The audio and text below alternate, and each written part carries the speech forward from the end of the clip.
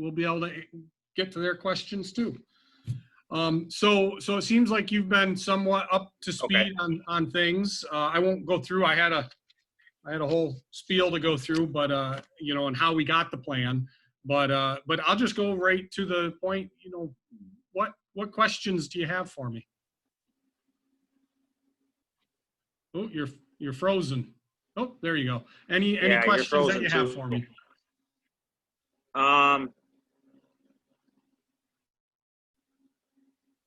So what if our district decided to open fully? See, I've done research and stuff, and as of last week, I'm looking at this as far as opening 5 days. I understand that everybody's worried about COVID. I understand that, but the social media hype is all up there and stuff. St. Lawrence High School, you're talking K through 4 has 304 kids. We have, and this is as of 2019 numbers in 2020. Our K through 12 is 948 students. Roughly, that changes day by day. Yeah, we're just under 1,000. So yes. Yeah, we're there. I mean, you're looking at Messina, that's got 2,463 K through 12. Mm-hmm. Potsdam. I've looked at all the numbers, and you know, as of where is it? I wrote it down. So as of last week when I did this, I think it was Wednesday night, last April. In St. Lawrence County, we have 258 total cases. Total, since what, the end of February, going into March. I mean, I don't think we're really a high-risk area, obviously. I have concerns with the fact, and you did mention at the special board meeting that there were some smaller schools, but you wouldn't elaborate on who that was fully opening K through 12. Is that correct? Well, yes. So all of our plans, so we had reopening committees here. There's reopening committees regionally among the 18 districts up here within the St. Lawrence Lewis BOCES. And our committees, they shared their concerns. The concerns from the region went back to the local.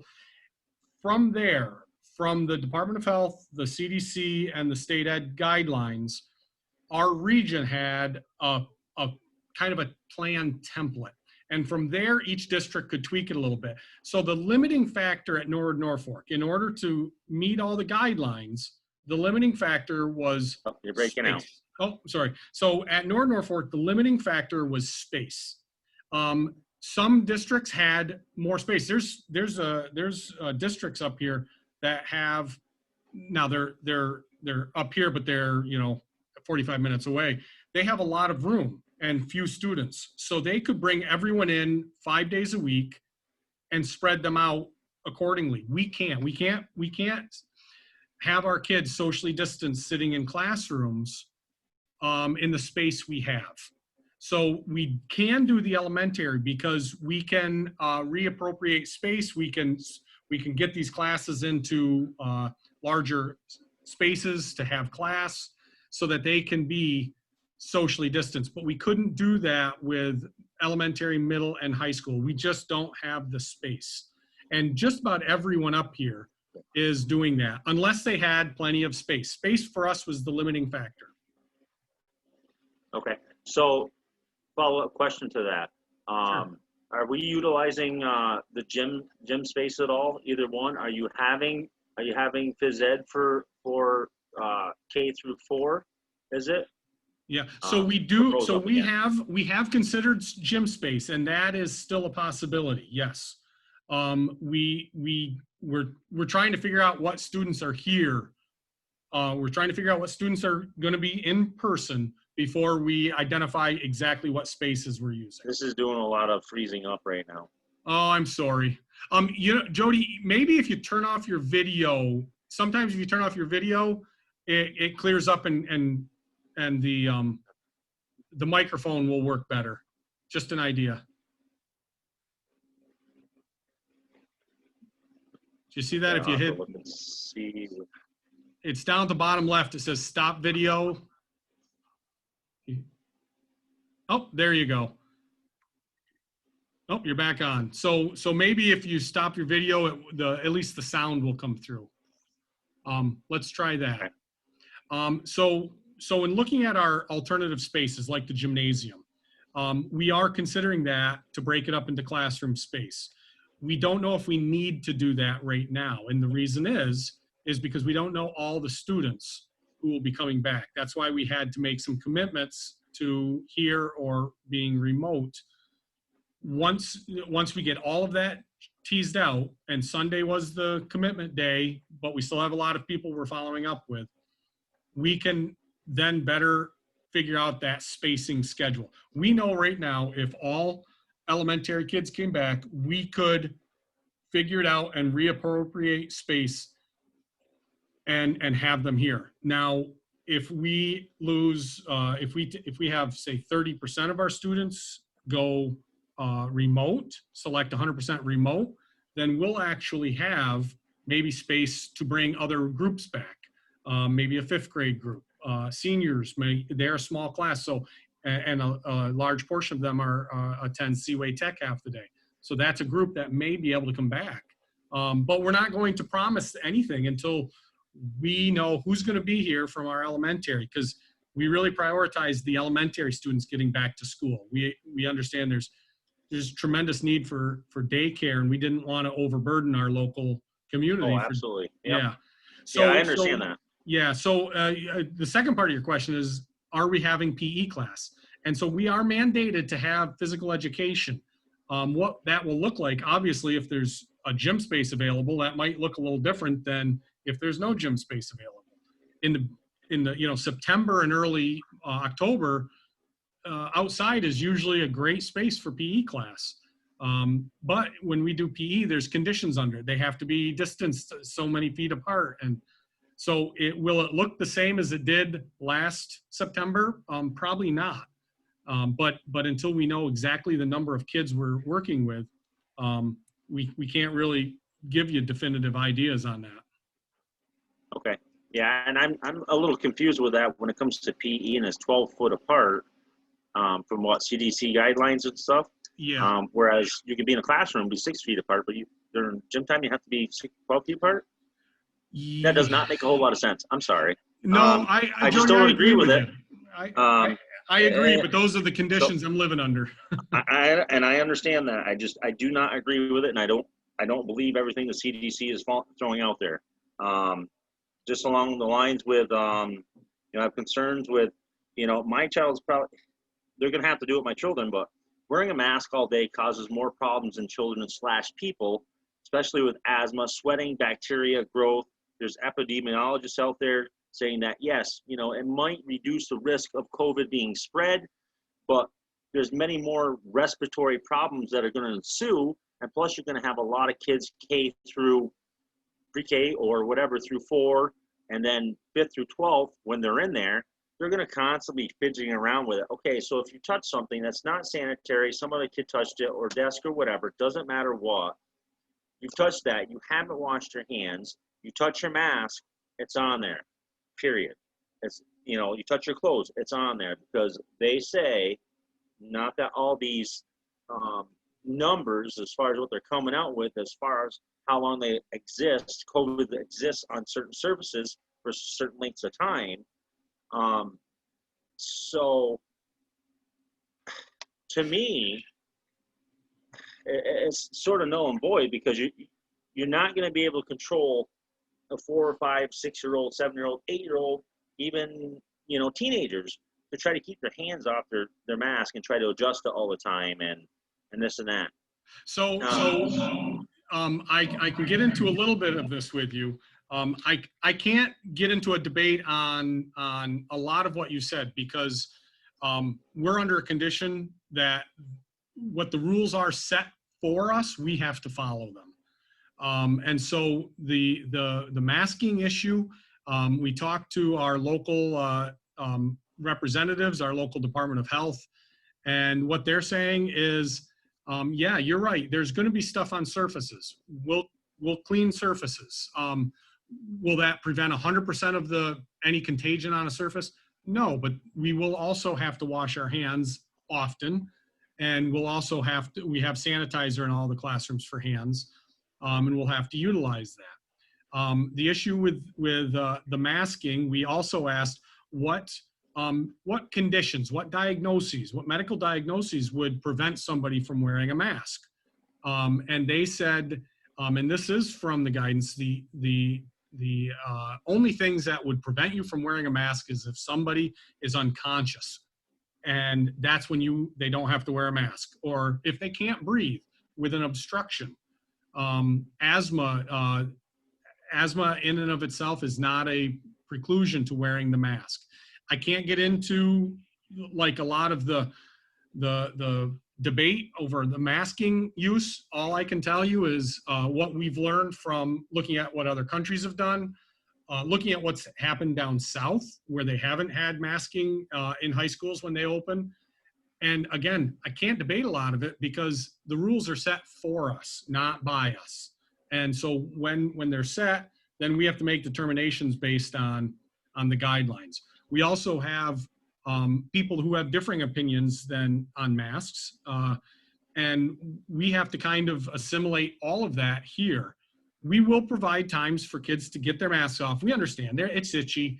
I don't like wearing a mask, but I do wear a mask. I wear a mask 100% of the time when I'm not either in my house or not in my little confined office by myself.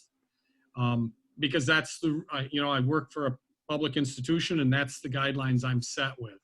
I also know that on the other side of the coin, our teachers do look at signs of fidgeting. When you get younger students, this is as one of my colleagues put it, that's the time when you do train kids at the younger ages. Can they just show up and wear a mask all day long?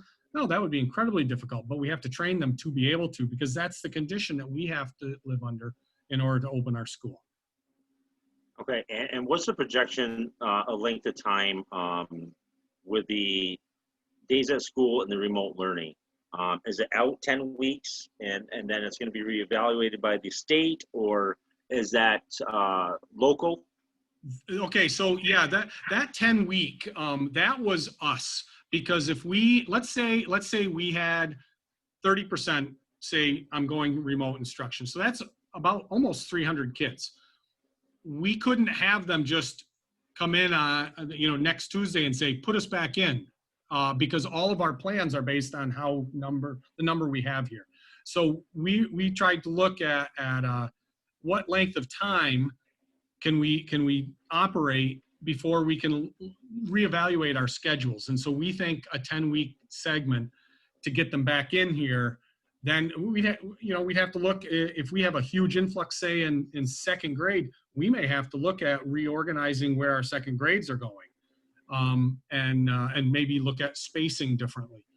So we can't do that on a massive scale of the whole campus, every other week. So we put that 10-week segment. Now, mind you, the other way around, if somebody's here, they can always move to remote. We're not gonna stop that, but we have to plan.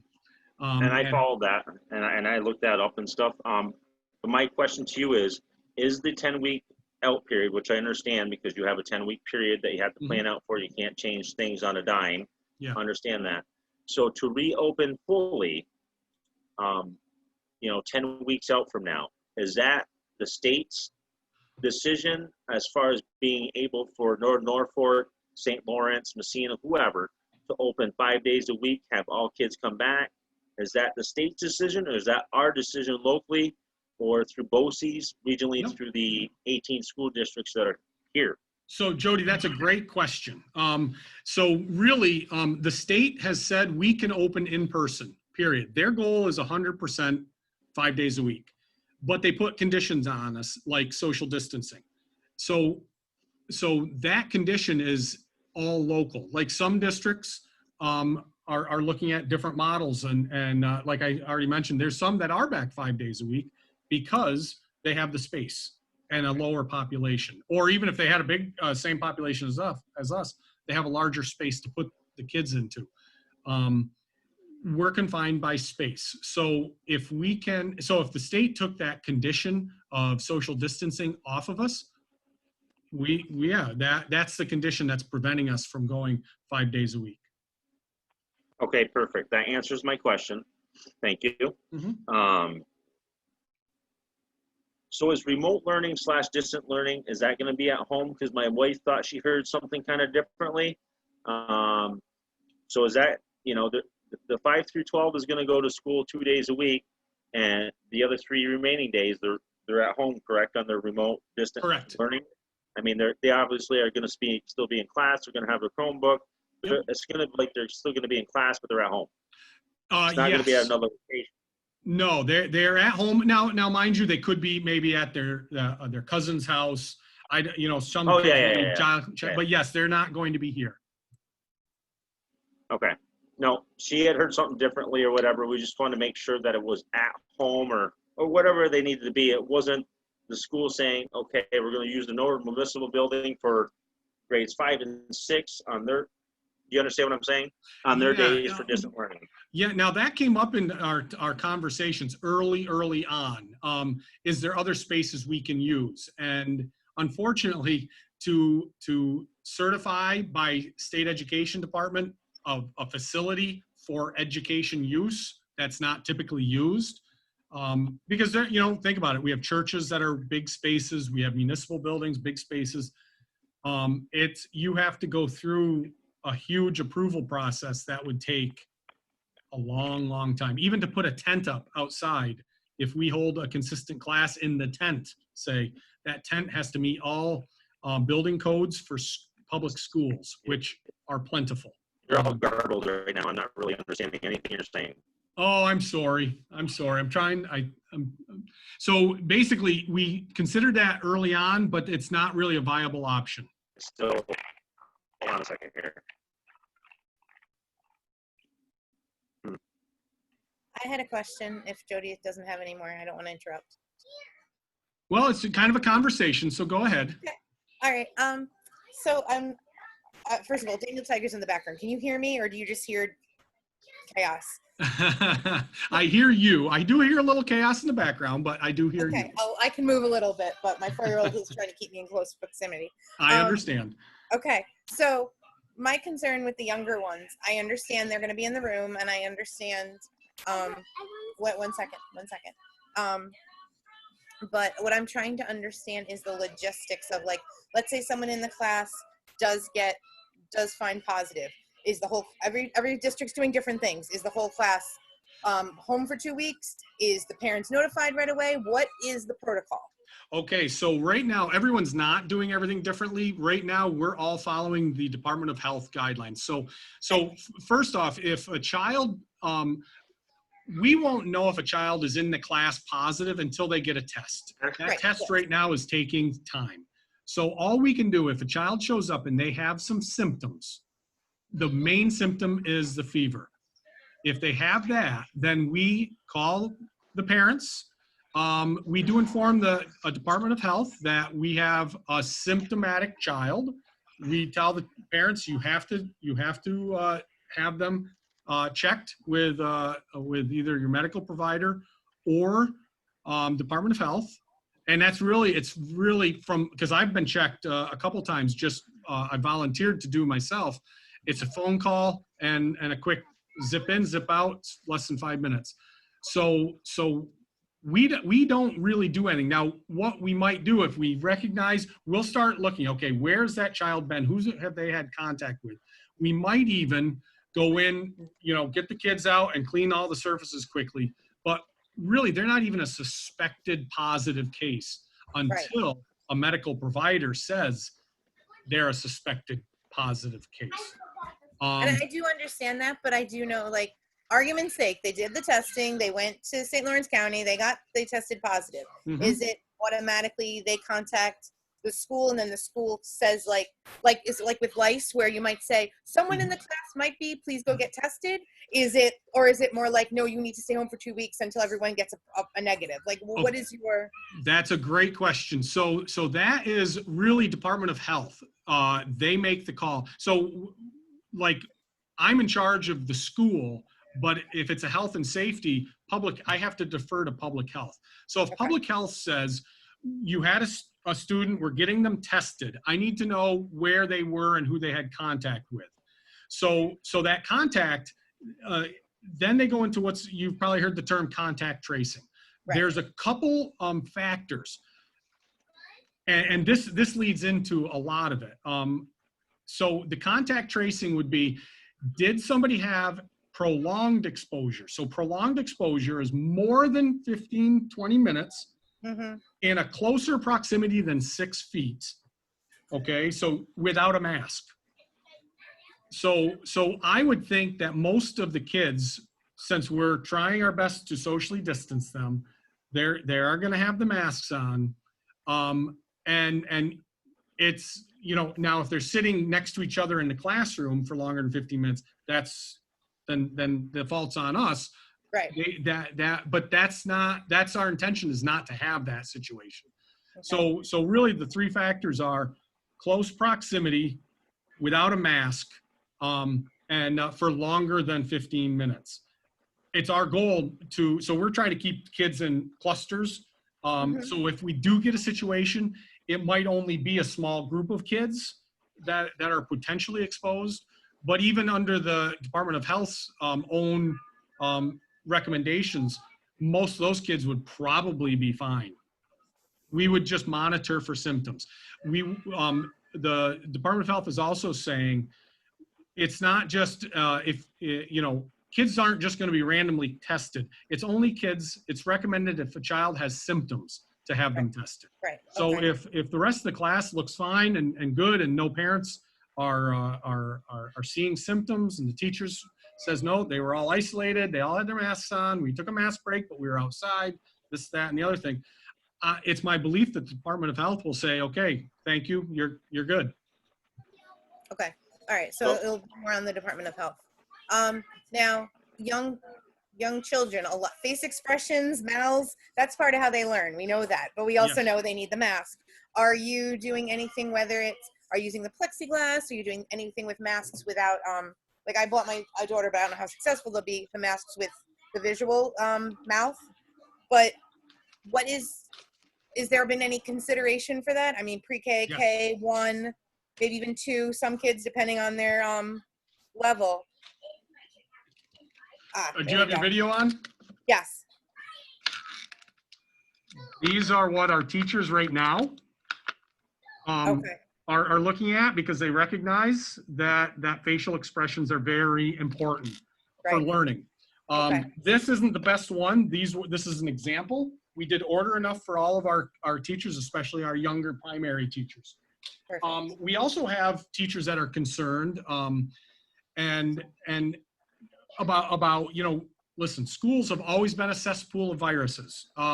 Teachers' immune systems are usually rock solid, but they haven't been around kids for a while. And really, there's not really an immune system that we know of for the COVID-19 virus. So a lot of the teachers are concerned. So they're considering, many of them are considering the shields and a mask. But if they're both clear, we get that. We understand. It's, we can't forget the aspect of needs of kids. The cognitive development of kids needs facial expressions. Right. And so, we are looking at that. We're trying different products. That's the product we have right now, but we are continuously looking at different products. Okay. And also, I've read a couple of different things about, some things have thought that 6 feet desks are 6 feet from the center of the desk, not the side of the desk. How is your district working with that? Are you saying what is your take on that? Because I keep reading different things and my head's spinning, and even the district I work in disagrees with you in certain manners, and that's fine. But I want to know where you stand. So what my facilities director has heard from his component is center of the desk. Although we set a room up with center of the desk, and I didn't think it was appropriate enough. It was too close. So we are looking at taking out, if a teacher aide is in that classroom and they had a desk, that desk's gone. We're getting the rooms as spread out as we can. It's our goal to have them socially distanced 6 feet from body to body, like from chair to chair, from workspace to workspace. Right. And I know the guidelines are as much as possible, so I know that leaves you the leeway. I was just wondering where where you Yes. stood on that. So, Okay. so with that, the guidelines also say mask when social distancing is not possible. We are doing social distancing as best we can, 6 feet expanses, and spreading the kids out. But we are also saying masks because maybe little Johnny has to get up and go use the bathroom. As they get up, they're going to be invading other people's bubbles. And so that's why we're saying masks at all times. And we will look and try to read kids when they need a mask break, have a corner that we'll be able to clean quickly for mask breaks. I know when I wear a mask for a while, my face gets itchy. I have to take my mask off and you know, I am sending my son's a 9th grader, my youngest son. I'm sending him with two masks in his pocket just because I know that if you have one on all the time, it gets moist. Yeah. So, you know, ask for a mask break, get over there, switch your mask off, stick it in your pocket. And that's how we as a family are doing it, my wife and I. And honestly, we'll make a million mistakes. The health and safety, I don't want to make a mistake there. So we're looking, we saw the center point of desk to center point of desk, and I think we need to do better than that.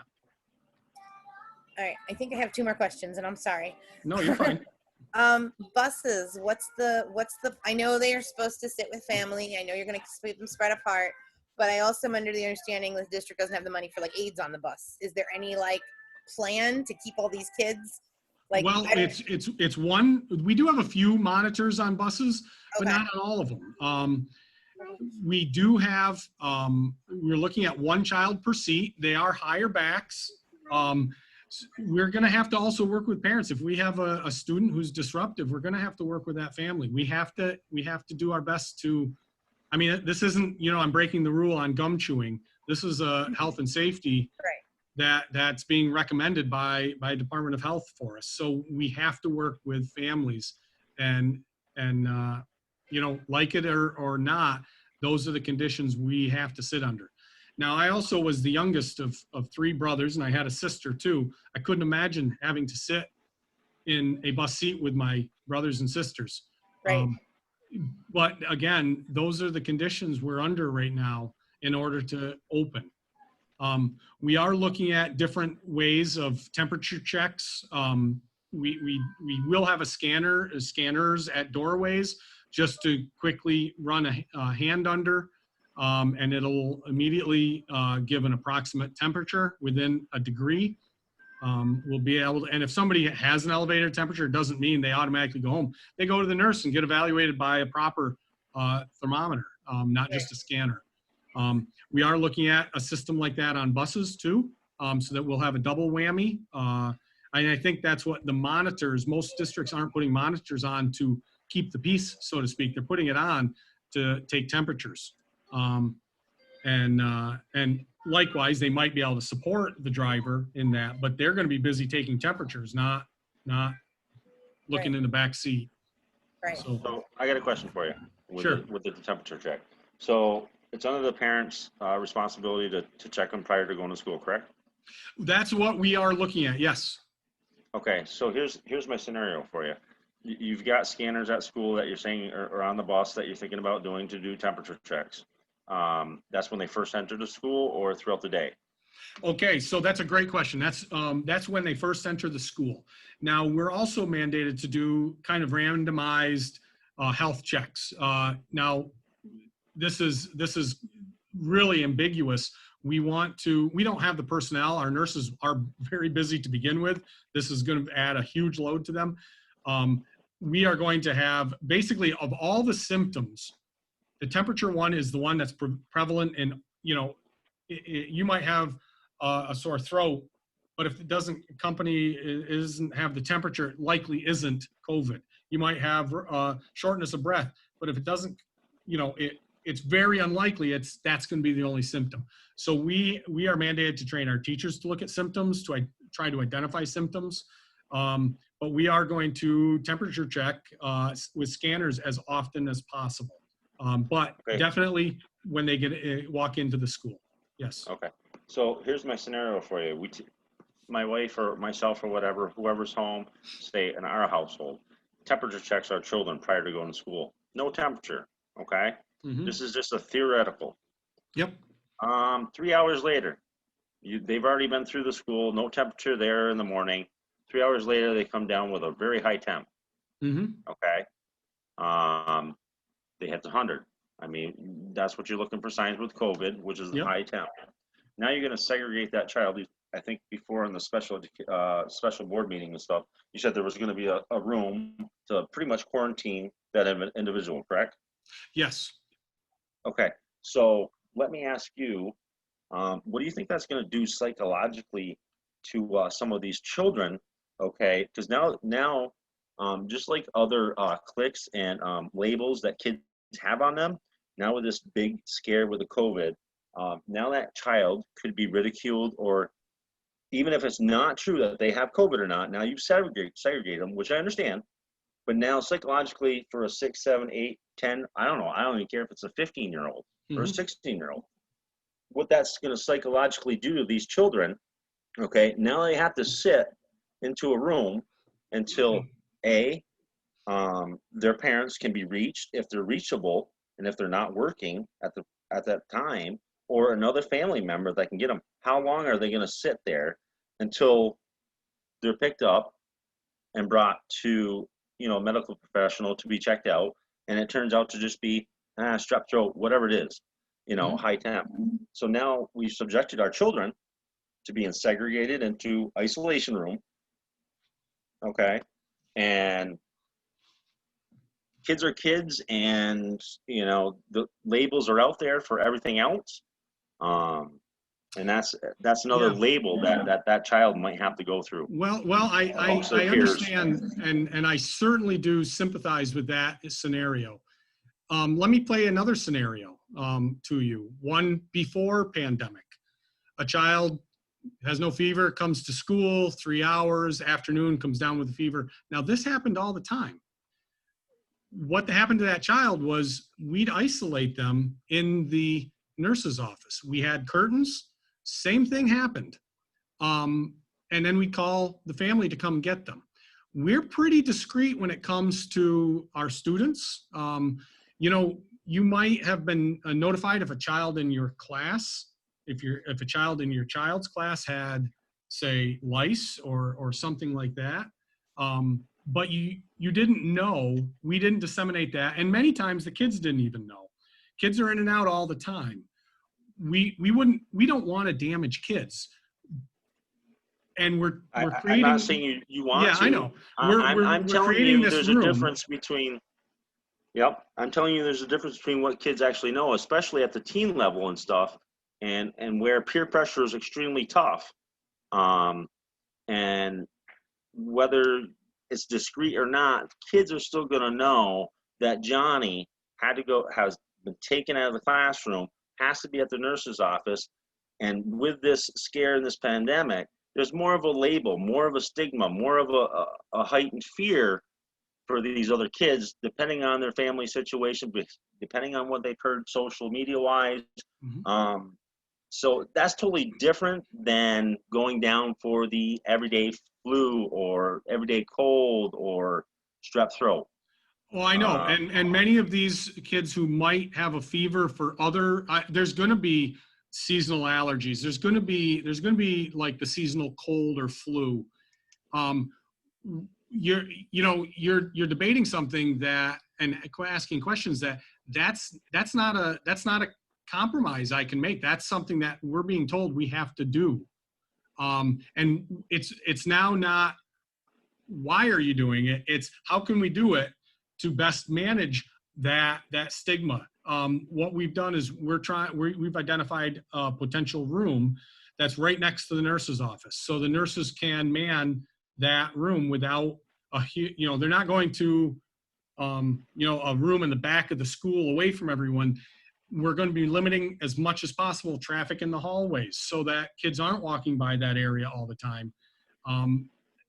There's going to be a lot of kids in and out. Normally there's a lot of kids in and out. I feel for the scenario you painted. I really do. It's up to us to try to minimize that impact and soften that and protect those kids from that as best as we can.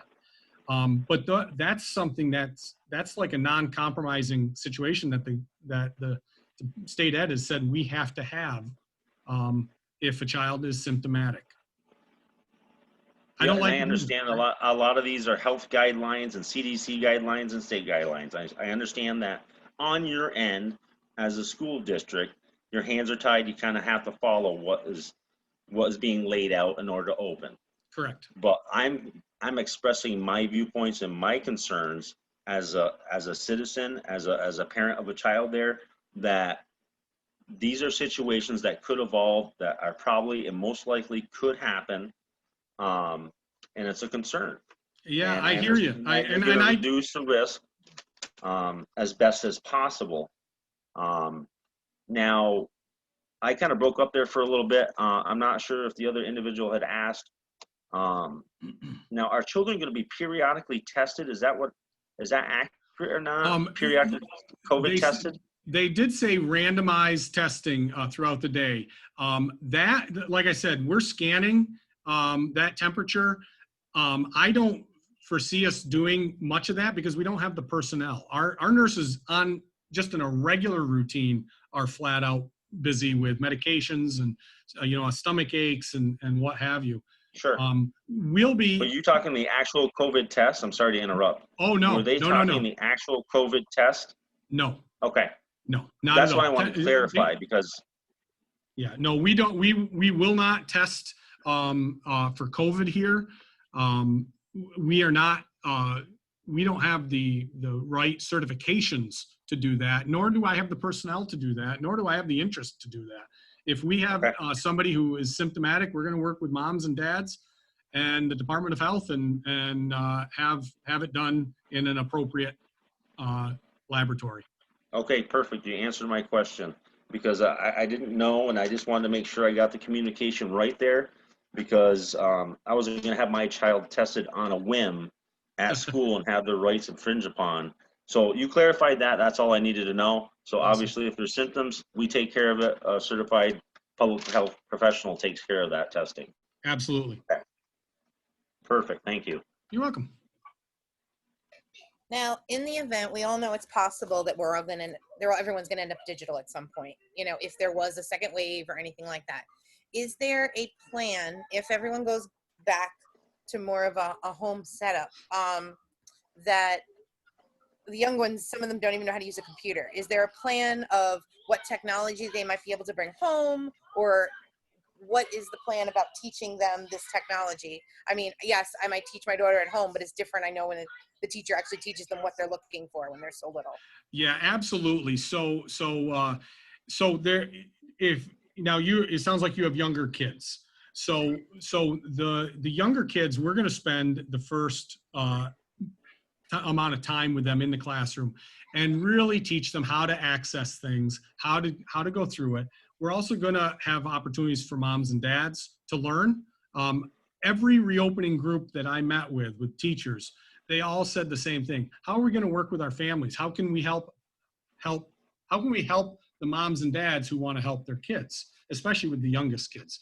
Now, mind you, I don't expect a kindergartner or a first grader to be online 6 hours a day. That's not cognitively appropriate for that age group. Now, a child who's going into a college prep program or maybe taking all college credit-bearing courses, yeah, those kids I think could probably manage it a lot better. They're cognitively and developmentally prepared for that. So really, this is a training for moms and dads to support them. We do have tools. We do have the Chromebook that we will have for right now. We have it, I believe, second grade up. We are getting more. We have the orders in. They hopefully will be here before school starts, and we'll be able to outfit families with devices to connect with teachers. And of course, that comes with support for moms and dads too. I'm sorry, go ahead. Is the state covering the cost on the Chromebooks, the additional Chromebooks that are needed, or is it being brought onto the taxpayers? Right now, your taxes won't Either increase way. more than what you've already voted on. I can't raise taxes without voter permission. So right now, the state has not even told us how much revenue we have coming in. Now, Norfolk, we have a $24 million budget. 70% of that comes from the state. 30 comes from the local, but actually 10% of that, or a third of that, 10% in all, of the local share is actually the STAR program. So locally, about 1/5 of all of our revenue comes from the local taxpayer, and the rest comes through the state in one manner or another. And at this point, the governor has not told us what our revenues are. He's given us a projection, but he's waiting to see what the federal government can do to support New York's financial needs. So right now, no, I'm not going to go and charge parents for Chromebooks. We've ordered them. We had almost full coverage already. And we always, every year we have a life cycle for that. So we're using that life cycle to support digital devices, because it is, I do see the potential for 100% remote at some point in time. I don't know. I'm prepared for it, or trying to prepare for it. I don't like it, but that's what I'm prepared for. And it won't look like it did in the spring. It can't. So that's where we are with that. Okay, so currently then, with school supply lists that were currently sent home prior to all this, are those going to be adjusted at all, since kids are going, so usually you've got a long list of stuff that you got to get. I would hold Usually off on $50 that. to $60 worth of stuff. So it'd kind of be nice to know, are they going to kind of, is each teacher going to kind of revamp their supply list, since kids are only going to be in school 2 days per week? Yes, I did see a few emails going around internally looking at our lists. I would hold off. I know I've held off buying anything for my own son. I bought him. I knew he'd need some paper. I knew some pens, and so I bought a few things that I knew he'd need no matter what. But yeah, I would hold off until the school reaches back out, because honestly, and at the younger levels, we've already placed kids into classes. Those class lists possibly could change. Again, we don't know how many kids are coming in until all the parents finish their commitment forms. So we're trying to figure that out and do schedules as best we can, but I'd hold off on the supplies. Okay. And additionally, the next board meeting is August, 18th, is it correct? Yes, sir. August 18th. Now, is that going to be another Zoom meeting again, or is there space available for, X amount of people, limited to the first 50 people or whatever that come? I mean, you usually probably don't have a lot of people that come to board meetings when it's physical anyway. Not a ton, but I would have to talk to my board president. Right now, we've only had really 2 meetings with the entire board in person, because most of our board meetings during the closure was done remote also. So I don't have a huge space right now. I could probably allow a handful of participants in. Possibly I could look at using the auditorium. But yeah, that's something that I can. Go ahead, Wouldn't sorry. the elementary gym be a little bit more feasible, where you're just on the floor itself, and you've got chairs there, you're not touching anything as far as in the auditorium at all, nothing has to be sanitized down, you just have the chairs that you're sitting in, and you've got proper spacing? It's possible. It would be hard to hear in there, but yeah, that's certainly possible. Could you take a look into that, please? I mean, Yeah. I don't know how many other members of the community would like to show up, but I personally, would like to show up and be present, and voice concerns. I mean, I passed a lot of them along to you, but I still prefer to be there. And the Zoom thing is fine. I mean, but it sort of gets a little bit where it's impersonal, and and that's the direction we're holding and heading to. Like you talked about, you foresee 100% remote learning. I'm prepared for that. Okay, so we have a lot of great teachers. Don't get me wrong. And employment that you have good, good employees and mediocre employees and some employees that aren't the best or whatever. So now you're pushing, I'm not saying you, I'm sorry. So now the state or whatever happens is being pushed back onto the families. We're paying taxes to pay for a budget that's meant for our teachers and our administrators and everything else. And yes, and we're part of that guideline and helping for our children's future and their education, but not the full brunt of it. And everybody's family situation is obviously different. It creates a lot of extra. I'm not saying here at my home, I'm talking generally throughout the system, through our district, that creates a lot of strain on families. Tremendous. I know. So, but yeah, we're supposed to keep, and I don't mean to be rude, we're supposed to keep paying salaries on stuff. And I understand they're developing, the program and stuff and the curriculum that they have to have. And I understand right now, but if we're talking 100% remote learning somewhere distant into the future, that to me, I mean, here we are, and we're doing the extra help at home that needs to be done, much more so than if our children are at school doing what they're supposed to be doing under the guidance of the teacher and any additional help they needed. And then when they came home with homework or anything like that they needed additional help with that they didn't really understand, then that's when we kick in, and plus any additional reading and stuff like that to try to help propel them into the future for their education if they want to, or if they want to be, hands-on, skilled labor, whatever. Yeah, no, I don't disagree with you that that's not optimal. Certainly. Now, when I said I expect to, we wouldn't just close. It would be the recommendation from the Department of Health, and that would only be if we had another situation in the North Country or a foreseeable situation in the North Country that they want to mitigate. I don't think, like, if we just said, what's your opinion, will you close school? My reaction is no, we have permission to open. We're going to open, and we'll do it as under the guidelines as safely as we can. But I do have to be prepared if, and that was part of the plan. How are we going to prepare in case that happens? So yeah, and it can't look like it did before in the spring. We need to keep that level of excellence that parents and the community deserve. And it's not my goal to go remote. I don't want that. But it may not be in our purview. It may not be our decision. So we would be prepared to do that, but no, that's not something I want to do, and not something I would want to do at all. And I understand your hands are tied on a lot of issues and stuff like that. So a lot of that has to go with along my lines of what can the community do as a community to voice concerns with the state. Obviously, we want our children. I would hope everybody would want their children back in school full time, somewhat back to normalcy. Obviously, this is our area.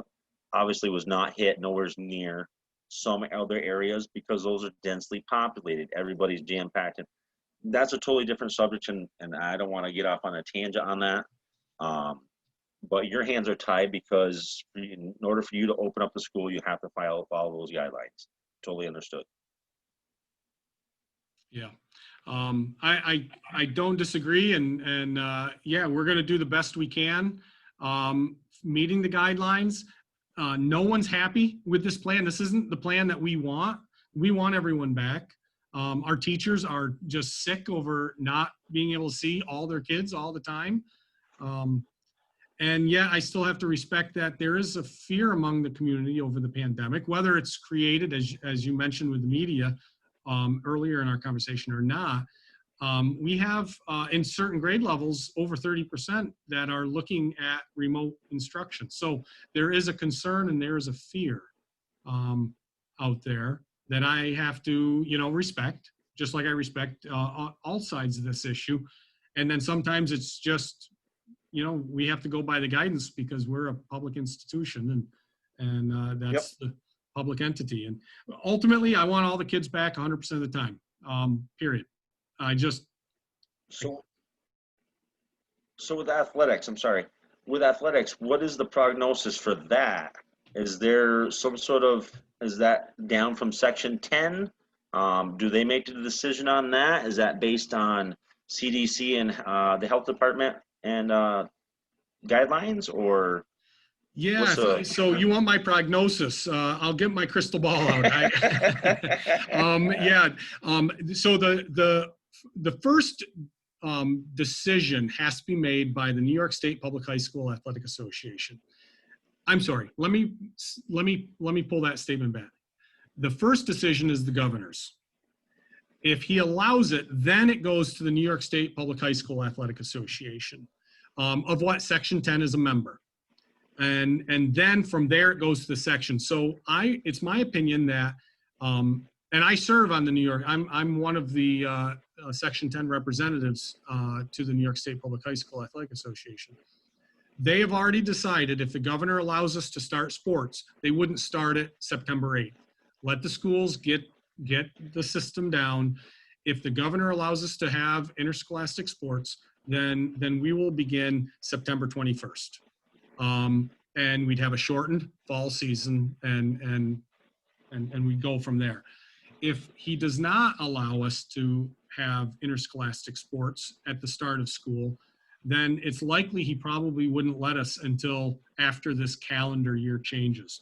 So they have a plan for basically getting all 3 seasons in starting in January, all 3 shortened seasons. As a former soccer guy, that would mean we're looking at soccer in late March and April, which this climate isn't really conducive, although, by the rules, we could have games in snow.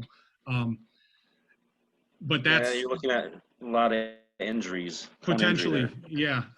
But ultimately, the governor makes that decision, and the New York State Public High School Athletic Association, they would respond with their decision, and Section 10 is a member and would probably go along with what the state organization said.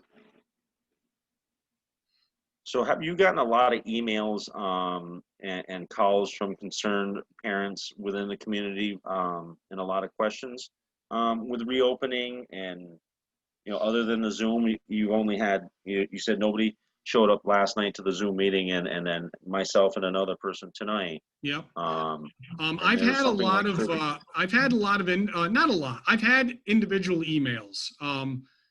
Maybe upwards of a dozen might be a lot. Those questions all showed up in the FAQs that we sent out. So no, I wouldn't say I've been in a barrage of questions. No. So you haven't had a lot of concern or interest, it seems like, from the rest of the community based on what's going on. I wouldn't say it's been overwhelming, no. I think social media works for us and against us. A lot of people have looked at the guidelines that we're opening under and, kind of vetted it out socially through social media avenues, whether that's right, wrong, or whatever. I think that's, like I said, I think it's helped us in some instances to answer people's questions. It's hurt us in other ways because you know how the mob mentality on social media sometimes gains steam. But no, I haven't had a tremendous amount. Now my principals, they're not on the call tonight. I know that they've had a handful. They're reaching out to families now who haven't signed up with the commitment, and so they're getting some questions through there. But it's all questions that they've seen come up before. So there's really not a lot of new questions coming out. And how many? This is a question my wife wanted me to ask. You already discussed something about the masks and stuff, but how many breaks are there going to be for the children? Is it going to be a certain amount of breaks for certain levels and stuff like that throughout the day? Say like you got a 9-year-old or whatever, maybe 3 breaks during the course of the day that they're there. where are they eating lunch? Are they eating lunch in the classroom? Are they eating lunch in the cafeteria? Mhm. But Okay, how many so breaks throughout the day will they get on yeah, their mask? so if we're looking at infrequent breaks, but that varies by the level. Like a senior would be able to, exist much better than a 5-year-old. So yeah, we're going to. It's hard to put a number on it. I think we have to be developmentally responsive to the age. So yeah, a first grade teacher will have to provide more opportunities for the kids to So you don't have a set plan yet for each level, though. Is no, what I'm. honestly, I'm meeting with the teachers tomorrow, and these are things that I'm going to talk to the teachers about. We have to have a plan. Okay. We can't just have the kids, I need a break and rip their mask off when they're not in a good place to do that.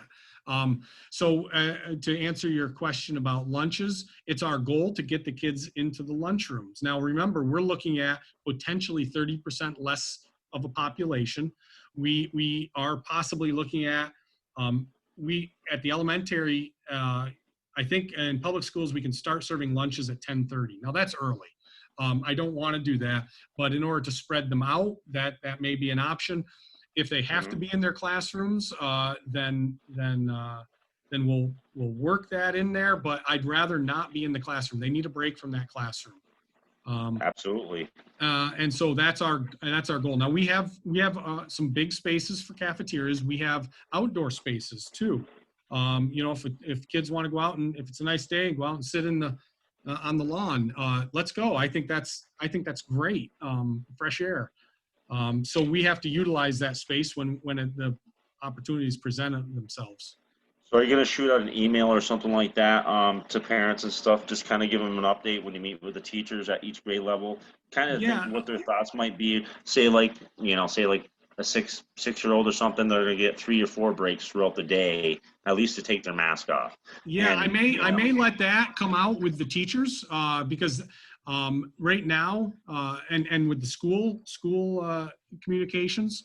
But yes, we need to have what I don't want is I don't want one teacher giving 20 breaks and another one giving 1 break because that just undermines the whole. It's not like, I always use the example of chewing gum in school. It's against the rules, but some teachers will allow it. Some teachers claim not to see it. Some teachers are strict on it. And every kid knows which class they can and can't chew gum in. I can't play that game, so to speak, with a recommendation from the Department of Health. It's we have to have a systemic way of approaching masks.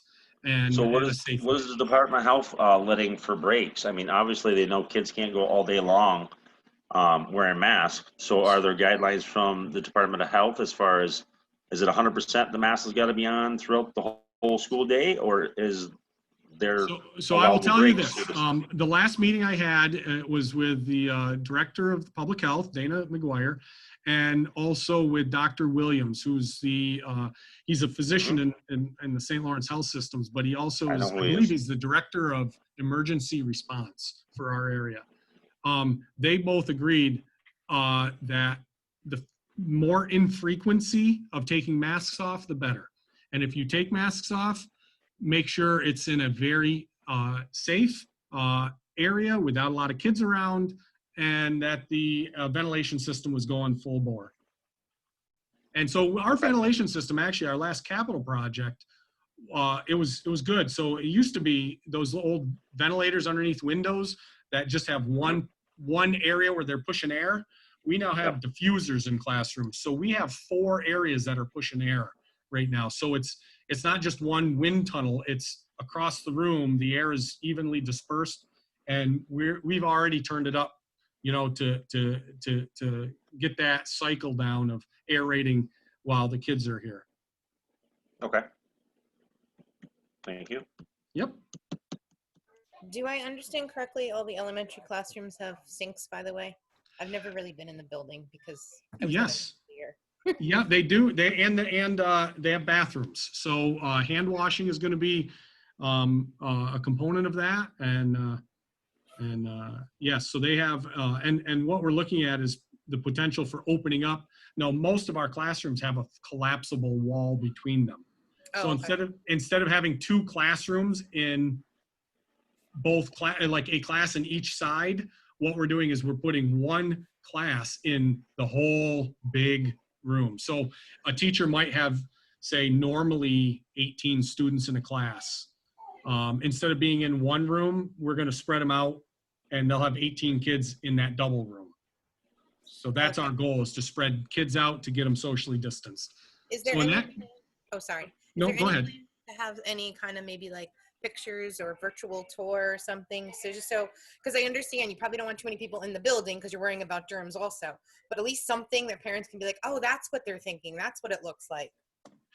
You know, that came up at our last, or the first conversation I had with parents.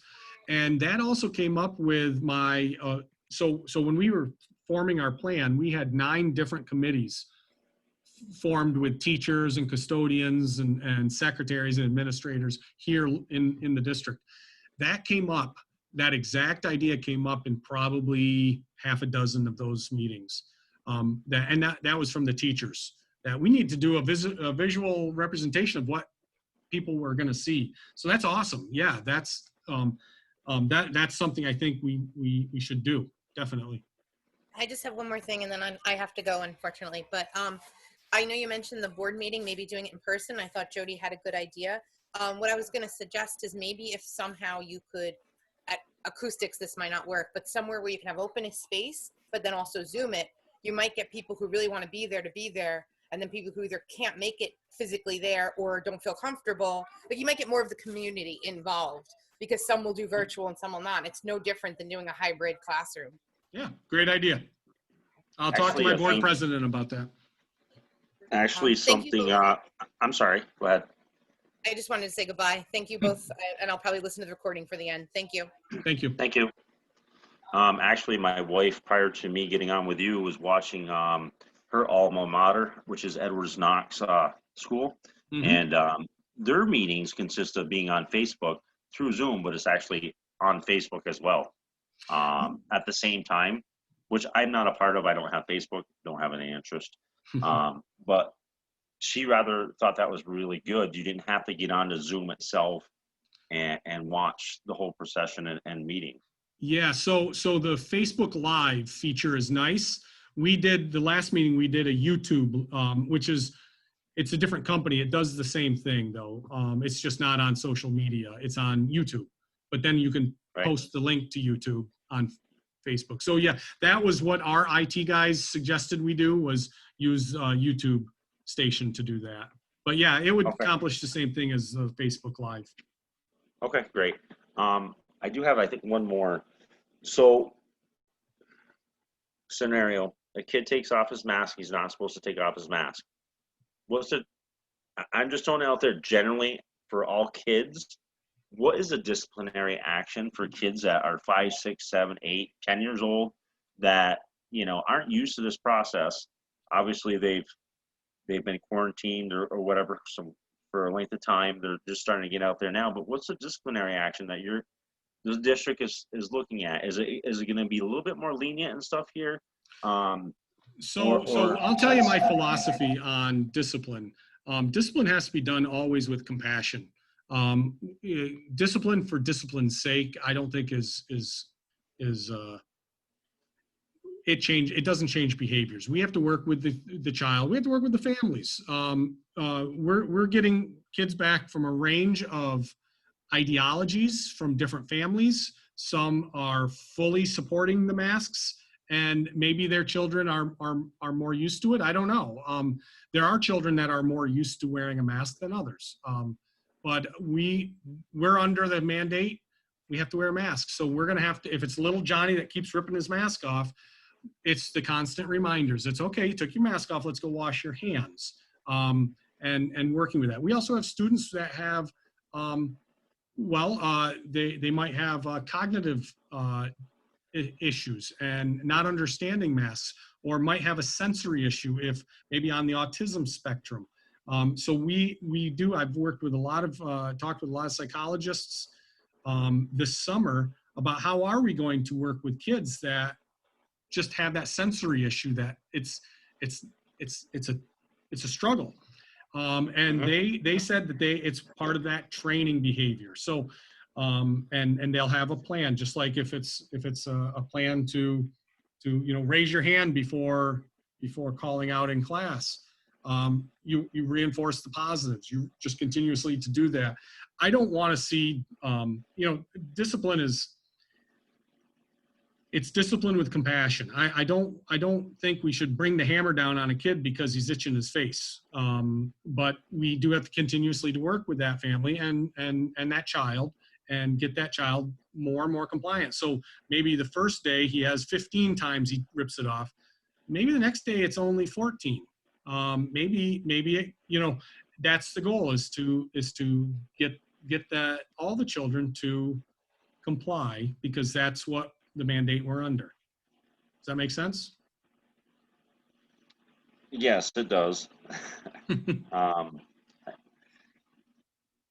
I'm not really big on the comply thing because it's just another. I'm not going to go into that part of it, but yes, they do have to follow the guidelines that are set forth by the Department of Labor right now. My thing is I was just interested as far as what the procedure and the process is going to be for children that, like you said, have sensory issues. They're autistic, maybe in special needs classes or something like that. Or even in kids in regular class settings and stuff that just are not. My kids are fine. I'm saying in general throughout the community for these kids, just what the disciplinary action was going to be. You reinforce that it wasn't going to be harsh, that you're going to try to work with them and try to get them to learn that, right now this is the process. Especially with the youngest kids. If it's a 15-year-old strutting his independence in our face, type of thing. That's of course we want to be compassionate and train, but there's that, and then there's the 5-year-old who's just, it's a foreign thing on their face. I get it. And so, of course, our approach to it, I've used the term developmentally appropriate. We have to be developmentally appropriate with our kids. Screen time for a 17-year-old shouldn't be the same as it is for an 8-year-old. Those are all things that we have to work with teachers on, and teachers will work with moms and dads and kids, and hopefully we can get beyond this at some point and get back to opening 100% and not have to worry. Great. One last question. At present time, do most of the teachers have, for remote distant learning, at each grade level, an approximate amount of time that kids should be at the Chromebook? You're not talking 8 full hours. Shouldn't be talking. No. Depending on the grade level and stuff. I know my 4th grader spent. He spent a long time at that Chromebook class, over the spring time and stuff, and he did really well. But he was there for 6+ hours, and he takes his time a little bit more, and he works hard. But he was working 6 to 7 hours, and sometimes longer, with some breaks in between there. Nothing too major, but. And then at the other end of the spectrum, you had the high school, which a lot of these kids had a half an hour to 2 hours worth of work. Yeah. So really, our goal is not to have a kid on a screen. If they're logging into math class, maybe once in a while they might have to log in for the whole class period, but it shouldn't be.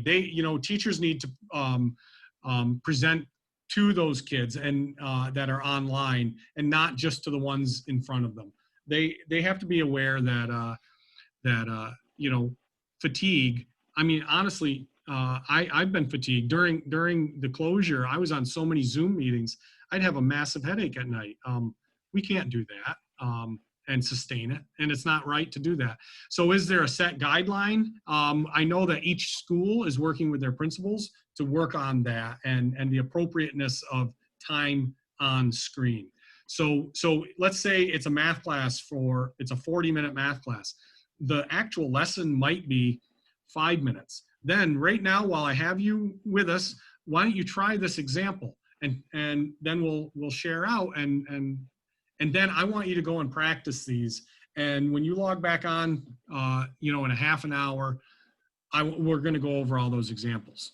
And so I can envision more of that type of scenario where they're not just sitting at a screen all day long, because I don't think that's healthy either. The one nuance at the upper levels, we still are mandated to take period by period attendance. So if you have a math class, attendance is still required by New York State. So Right. that's So at the a lower big- levels, is that something that you could meet with and discuss with the teachers tomorrow, just to sort of give some guidelines as far as what they think, say group A is at school and then group B is at home.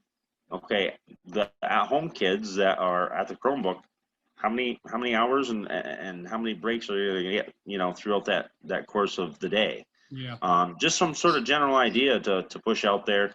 Hey, group A, you're here, you've got 2 hours of instruction, then you're gonna get a break or whatever it may be.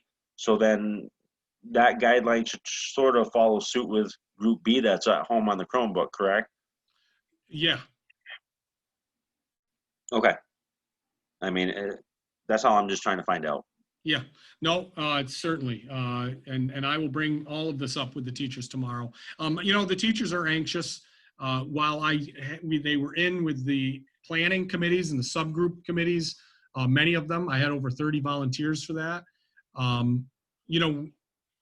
Other than those planning meetings, we haven't had, because I've been so busy with submissions to state ed, I haven't actually gotten back with my teachers. So tomorrow's going to be the first time, and I'm sure I'm going to get just pounded with questions, and rightly so.